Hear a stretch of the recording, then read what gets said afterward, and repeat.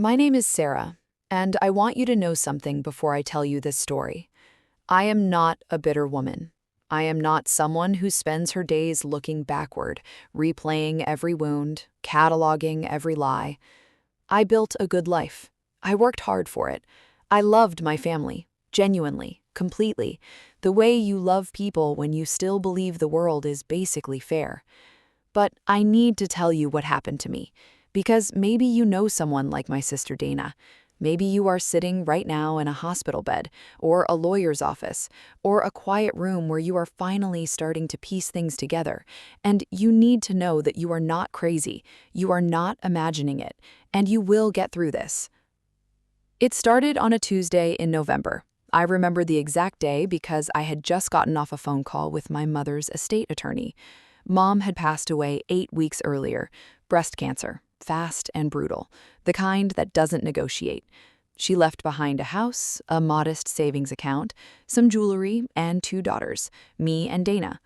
I was the executor. Mom had named me specifically, not because she loved me more, I want to be very clear about that, but because she trusted me with details.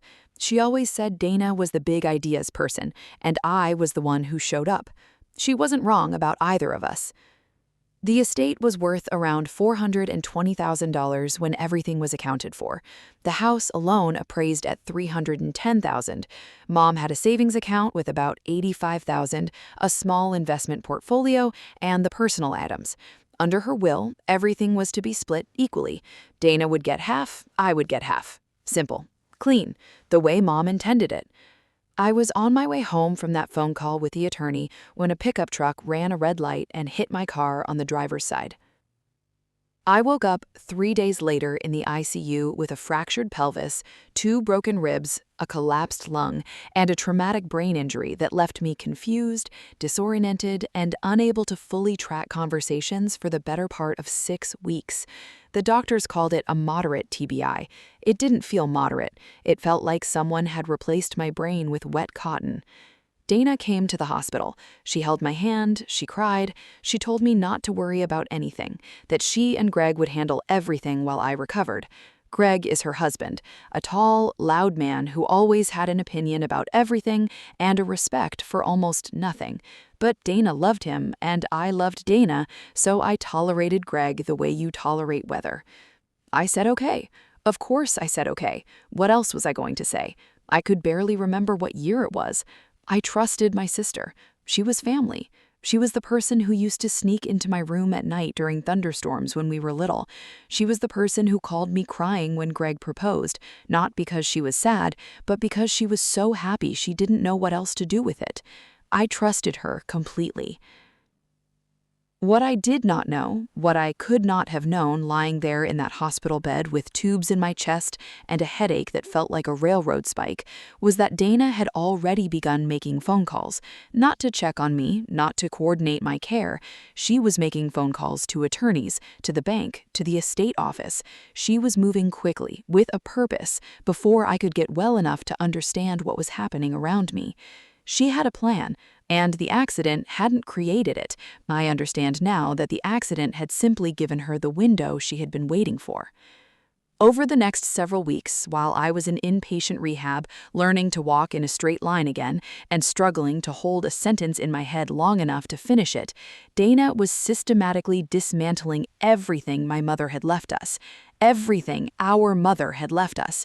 She forged a power of attorney using my signature, a signature she had clearly practiced because the document passed an initial review at the bank.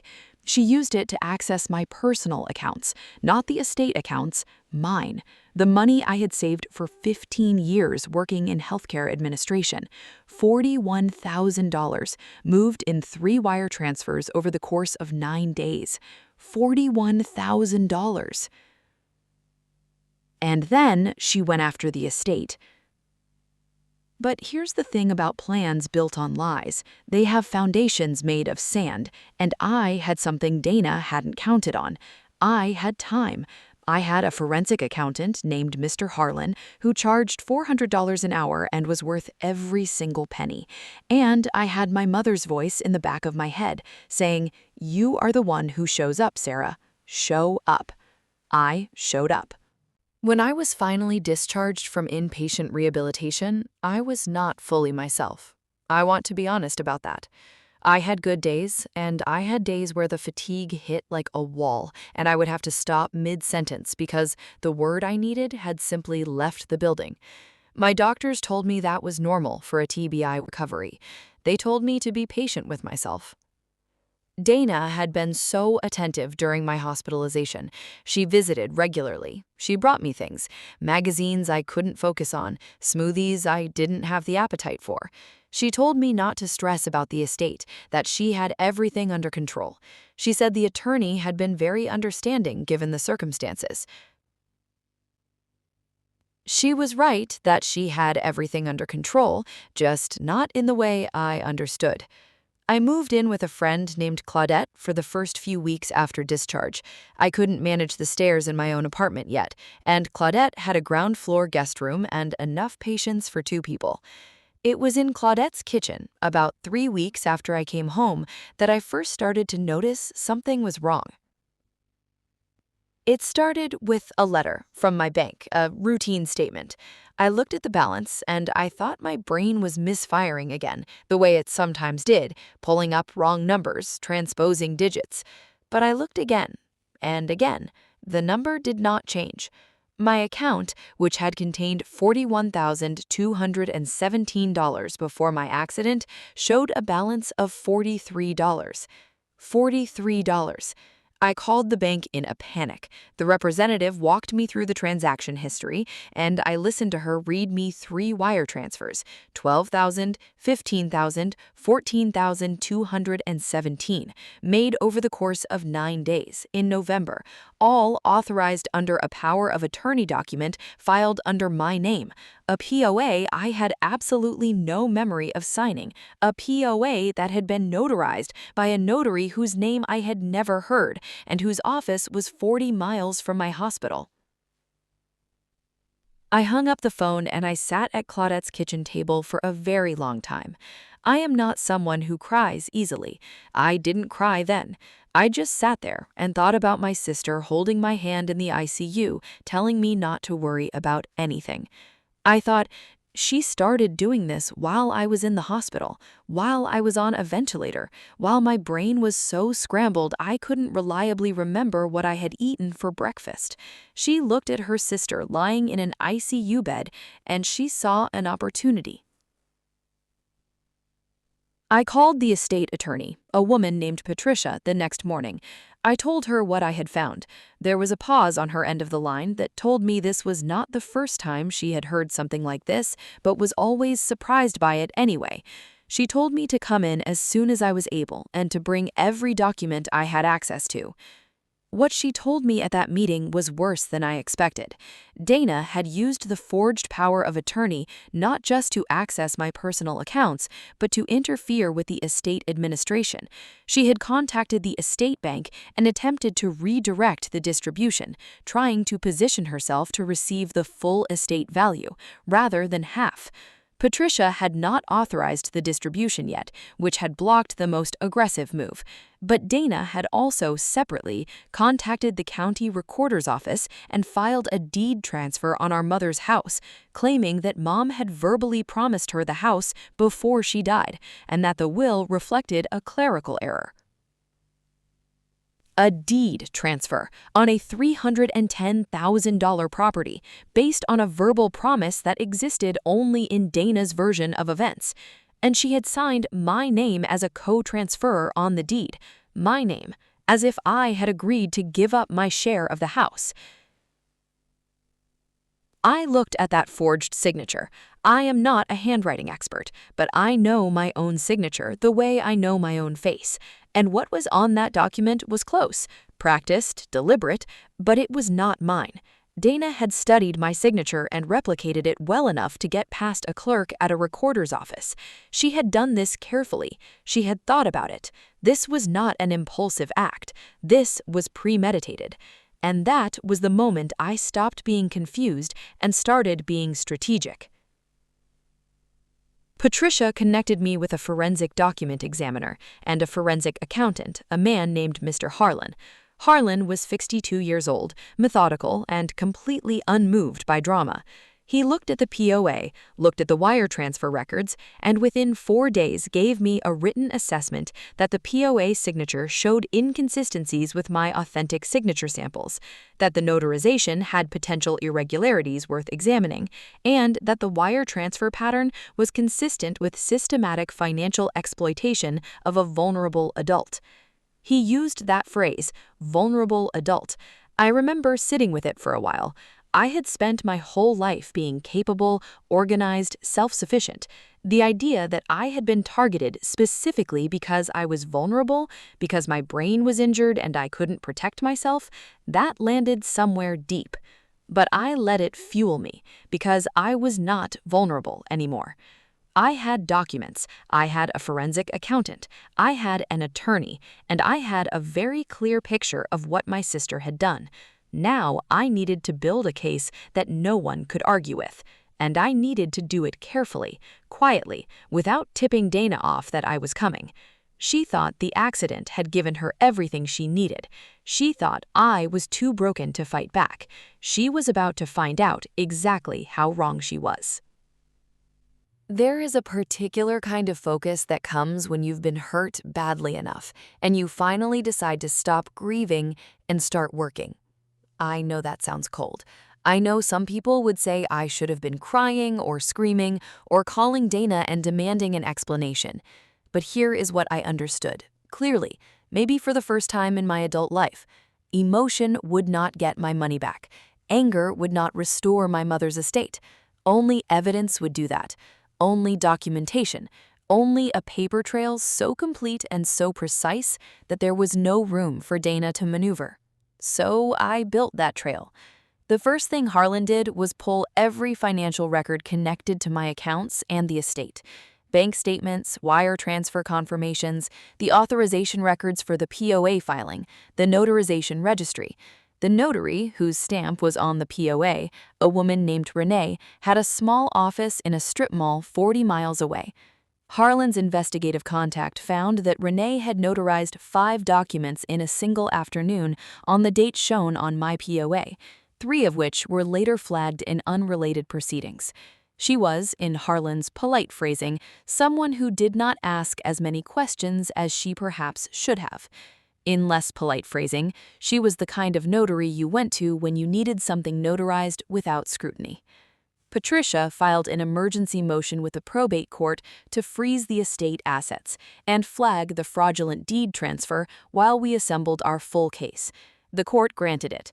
The house was locked. Dana couldn't complete the transfer or force a sale while the freeze was in effect. That was our first win, and it was a significant one. As long as the house was frozen, Dana's primary objective was blocked. Meanwhile, I was doing my own work in parallel. I went back through every email and text message I had exchanged with Dana in the 6 months before Mom passed away. I was looking for anything that established what Mom's true intentions were, what Dana's expectations were, and whether there were any moments where Dana had indicated she believed she deserved more than her share. What I found was more than I expected. There was a text exchange from about 3 weeks before Mom died. Dana had written to me, and this is nearly word for word, I have the screenshot. She wrote, "Mom keeps saying you deserve more because you were here more. That is not fair. I had a career and a life. That does not mean I loved her less." Now, Mom's will gave us equal shares, so this text was not evidence of anything illegal on its own. But what it told me, and what it later told a jury, was that Dana had been nursing a grievance about the estate before Mom was even gone. She had been calculating, she had been thinking about what she felt she was owed, and when the accident handed her a window, she hadn't hesitated. Harlan also traced the wire transfers. The $41,000 from my personal account had been moved through 2 intermediate accounts before landing in an account held jointly by Dana and Greg. Harlan's report documented the full chain. This was critical because it established that Greg knew, or should have known, about the incoming funds. His name was on the receiving account. He had signed the account agreement. Whether he had known exactly where the money came from or simply chosen not to ask was a question for investigators, but his fingerprints were on the money. I need to tell you about the reputation piece because it mattered, and it is the part of this story that hurt in a different way than the money. While I was building my case, Dana was not sitting still. She had apparently anticipated that I might eventually figure out what had happened, and she had begun what I can only describe as a preemptive campaign. She told family members that I had become erratic after the accident, that the TBI had affected my personality and my judgment, that I had been making confused accusations and they shouldn't take what I said seriously. She told our aunt that I had threatened her. She told two of our cousins that I had stolen some of Mom's jewelry before she passed and had been hiding it. None of it was true, but it was strategic. If people in our family already believed I was unreliable, confused, maybe a little unhinged from the brain injury, then when I started making formal accusations against Dana, those accusations would look like the paranoid ramblings of a woman who was not quite right anymore. Dana was trying to discredit me before I could speak. She almost succeeded. 3 family members stopped returning my calls. My aunt told me directly that she thought I needed to rest and stop stirring up trouble. An old family friend pulled me aside at a holiday gathering and gently suggested that sometimes TBI patients had trouble separating reality from fear. It stung. I won't pretend it didn't. These were people who had known me my entire life. But here is what Dana didn't account for. I was documenting that, too. Every time a family member repeated a Dana claim back to me, I wrote it down. Date, name, what was said as precisely as I could recall. I kept a log. Not because I was obsessive, but because Harlan had told me early on that defamation could be part of a civil claim if the statements were false, and had caused me measurable harm. And they had. Patricia and Harlan worked together for 4 months before we were ready to move. 4 months of documentation, affidavits, forensic analysis, records requests, and the quiet assembly of a case that covered criminal fraud, forgery, financial exploitation of a vulnerable adult, and fraudulent deed transfer. We had the POA with the forged signature and a handwriting expert's report. We had the full wire transfer chain. We had Renee, the notary, who had by this point received a separate inquiry from the state notary board and was not feeling particularly loyal to anyone who might have gotten her into trouble. We had Dana's own text messages. We had the deed with my forged signature. We had everything. Dana had spent 4 months assuming I was too broken, too confused, and too discredited to come after her. She was never more wrong about anything in her life.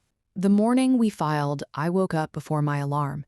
It was a Thursday in early April, cold and gray, the kind of morning that doesn't promise anything. I sat at my kitchen table, my own apartment by then, I had moved back in, and I drank my coffee and I thought about my mother. I thought about how she had named me executor because she trusted me with details. I thought about her voice telling me that I was the one who showed up. I said out loud to the empty kitchen, "I showed up, Mom." Patricia filed the criminal complaint with the district attorney's office that morning.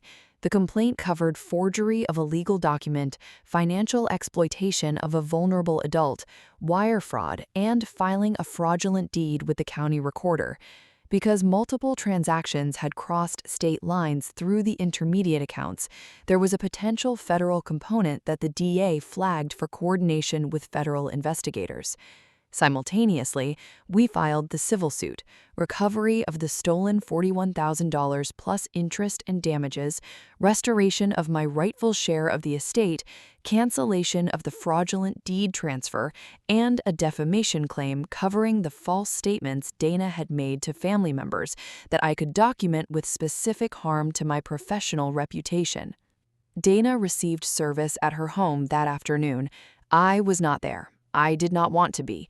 This was not about watching her face fall.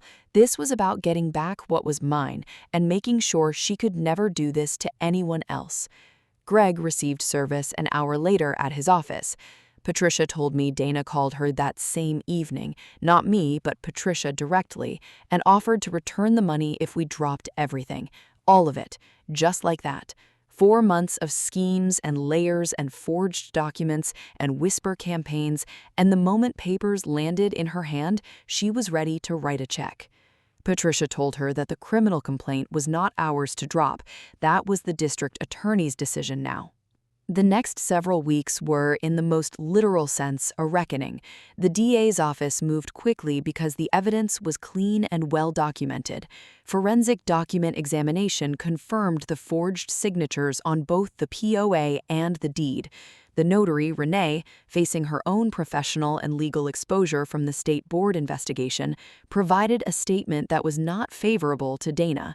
The wire transfer chain was documented to the penny. Greg's joint account records were subpoenaed. Dana hired a criminal defense attorney. A good one, I was told. But there is a limit to what a good attorney can do when the paper trail is that complete. There is something I need to tell you about what happened to Dana professionally, because this part of the story matters in ways that go beyond my situation.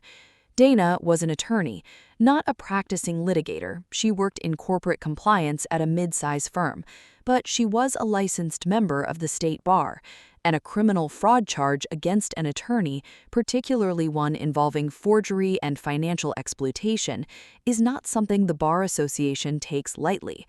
The state bar opened its own disciplinary investigation concurrent with the criminal case. Patricia submitted our full evidentiary record to the bar investigator. The bar investigation moved on a separate but parallel track. The criminal case resolved 6 months after we filed.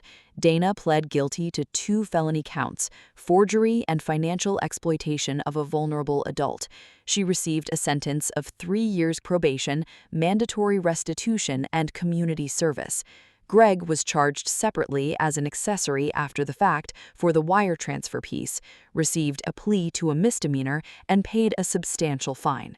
The civil case followed 2 months later. The court ordered full restitution of my $41,000 plus interest and legal fees.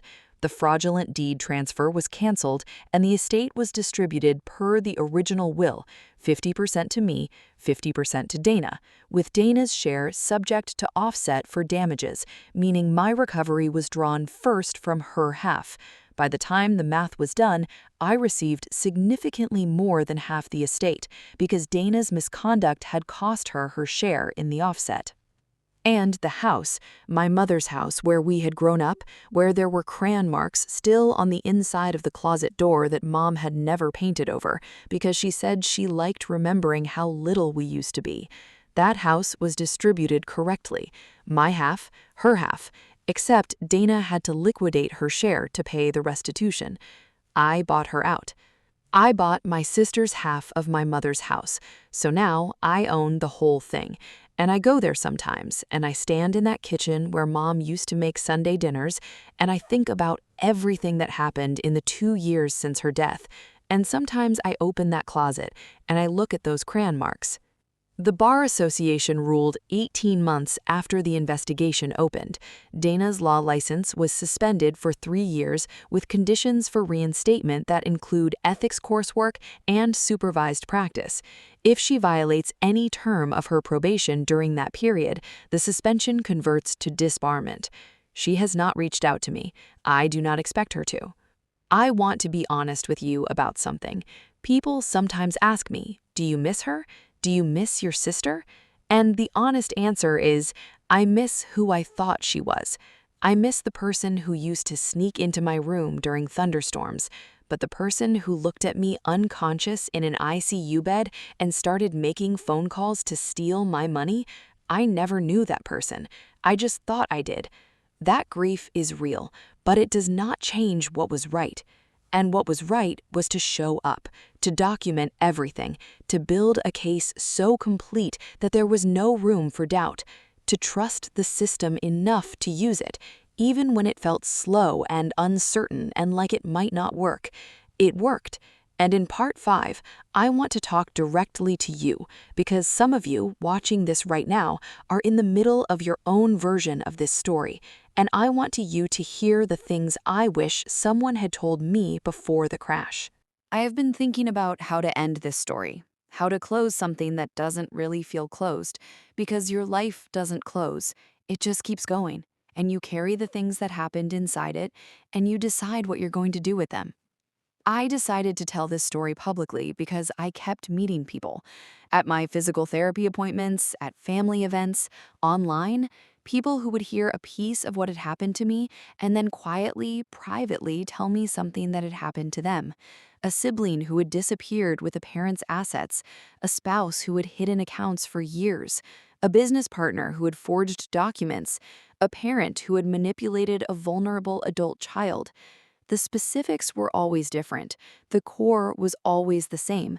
Someone they trusted had betrayed that trust in a calculated, deliberate way, and they had been left feeling confused and ashamed and unsure whether anyone would believe them. So here is what I want you to know. Here is what I wish someone had told me on the day I found out my account held $43. The first thing is this: you are not crazy. If something feels wrong, if the numbers don't add up, if documents appear that you don't remember signing, if money has moved without your knowledge, that instinct you are feeling is not confusion or paranoia. It is information. Trust it. Write it down. Start a log right now, today, with dates and details. Even if you don't have proof yet, the log becomes your foundation. The second thing is get professional help before you confront anyone. I know every instinct says to call the person, to demand an explanation, to give them a chance to make it right. I understand that impulse. These are people we love or people we used to love. But confrontation without documentation tips them off. It gives them time to move money, destroy evidence, get their story straight, or escalate their preemptive campaign to discredit you. The call I made to Patricia before I said a single word to Dana was one of the most important decisions I made in this entire process. If you suspect financial abuse, call an elder law or estate attorney first. If you suspect forgery, contact a forensic document examiner. If money is missing from accounts, contact your bank's fraud department and get records before you speak to anyone else. Secure the evidence before you make a sound. The third thing is harder to say, and I want to say it carefully. There are people in your life who love you, genuinely, purely, who will believe the narrative that the person hurting you is building about you. This is one of the most painful parts of this kind of betrayal, because it is a secondary wound that comes from people who are not malicious, but are simply trusting the wrong information. Some of those people will come back to you when the truth comes out. Some will not because it is too uncomfortable to admit they were wrong, or because the relationship with the person who lied to them is too important to sacrifice. You cannot control that. What you can control is the record. When you document everything, when your case is built on evidence rather than emotion, the truth is not a matter of who tells a better story. It is a matter of what the documents say, and documents do not lie. I will tell you the moment I almost gave up. It was about 6 weeks into building the case, and I had just found out that 2 more people in our extended family had stopped returning my calls. I was sitting in my car in a parking lot outside Harlan's office, and I thought, what if no one believes me? What if the forged signature holds up? What if the system doesn't work? What if I spend everything I have left fighting this and come out with nothing? I sat there for probably 20 minutes, and then I thought about my mother, and I thought about those crayon marks on the closet door, and I thought about the fact that someone had looked at me unconscious in a hospital bed and chosen deliberately to take from me. And I thought, no, not without a fight, not without using every single tool I have available to me, not without showing up. So I walked back into Harlan's office and I said, what do we still need? And he looked at me over his reading glasses and said, 3 more documents and we're solid. So we got 3 more documents. That is the fourth thing I want to tell you. It is okay to sit in the parking lot for 20 minutes. It is okay to feel the weight of it. And then you go back inside. If you are in a situation like the one I described, please contact an attorney who specializes in estate law or elder financial abuse. Most states have adult protective services that handle financial exploitation specifically and can act quickly. The National Center on Elder Abuse has resources, even if the victim is not elderly. Financial exploitation of vulnerable adults covers anyone who is incapacitated, hospitalized, or otherwise unable to protect themselves. Your state bar can tell you if an attorney involved in the misconduct has any prior disciplinary history. And if there is any federal component, any wire transfers, any interstate movement of funds, the FBI has a unit specifically for financial fraud. You do not have to figure this out alone. There are professionals who do exactly this work and who have seen it before and who will not be surprised by what you tell them. My mother named me executor because she said I was the one who showed up. I spent a long time wondering if that was true. After everything that happened, I know it is. Not because I am exceptional, not because I am stronger than most people, but because I kept going back inside. I kept adding to the documentation. I kept trusting that the truth, given enough support and structure, could hold its own weight. It held. My mother's house is mine now. My savings have been restored. The record is clear. And somewhere, I hope, someone watching this is taking the first note in their own log. Date, detail, the beginning of their own paper trail. Show up, even when you are tired, even when people don't believe you, even when it feels like you are building something in the dark. Keep building, keep documenting, keep showing up. The truth is heavy, but it holds.